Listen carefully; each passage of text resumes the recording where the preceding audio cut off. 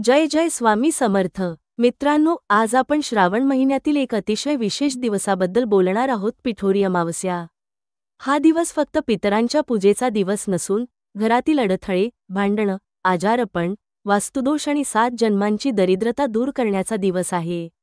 आजच्या या व्हिडिओमध्ये मी तुम्हाला पिठोरी अमावस्येचे महत्त्व, पौराणिक संदर्भ, या दिवशी काय करावे, कोणते उपाय अतिशय प्रभावी आहेत आणि त्याचे फायदे याबद्दल सविस्तर सांगणार आहे। शेवटपर्यंत नक्की पहा, कारण यात सांगितलेला उपाय तुमचं जीवन बदलवू शकतो। श्रावण महिना हा स्वतः भगवान शंकराला प्रिय महिना मानला जातो। या महिन्यात उपास, व्रत, जप, तप, पूजा अर्चा याला विशेष महत्त्व आहे।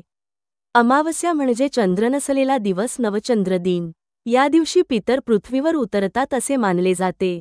म्हणूनच अमावस्येला पितृतर्पण, श्राद्ध, दान व उपासना याला विशेष महत्त्व आहे।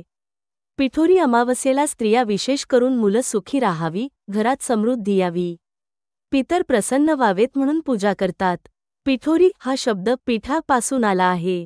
यावेळी विविध देवता आणि पितरांना पीठाचे प्रतिकात्मक रूप बनवून त्यांची पूजा केली जाते। शास्त्र सांगते की या दिवशी केलेली साधी पूजा, साधा उपाय देखील फार मोठा परिणाम घडवतो, कारण या दिवशी वातावरणात देव, दैवत, पितर आणि ऊर्जा यांचा संयोग असतो। गरुड पुराणात स्पष्ट म्हटलं आहे की पितर प्रसन्न झाले तर देव आपोआप प्रसन्न होतात, आणि पितर रुष्ट झाले तर कुठलीही पूजा, यज्ञ, दान, जप याचे फळ मिळत नाही। महाभारतातही पांडवांनी वनवासाच्या काळात अमावस्येच्या दिवशी पितरांची शांती केली होती।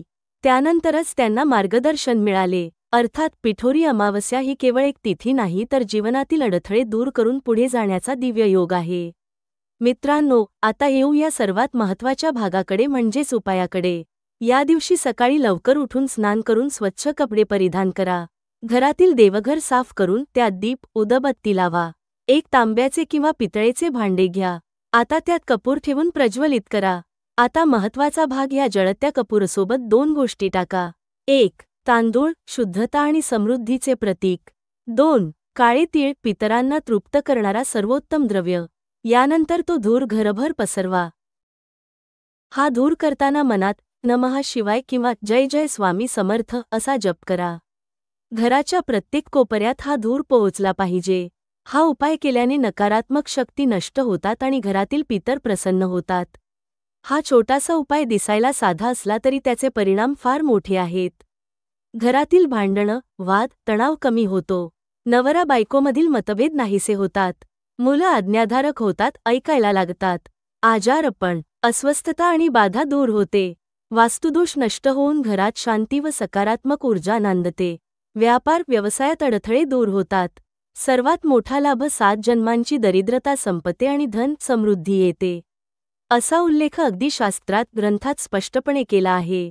मित्रांनो, पिठोरी अमावस्येला केलेला हा सोपा पण प्रभावी उपाय तुमच्या घरात आनंद, समाधान आणि समृद्धी घेऊन येईल। स्वामी समर्थांनी नेहमीच सांगितलं आहे, भक्तीने, श्रद्धेने आणि विश्वासाने केलेले कोणतेही कार्य निष्फळ जात नाही।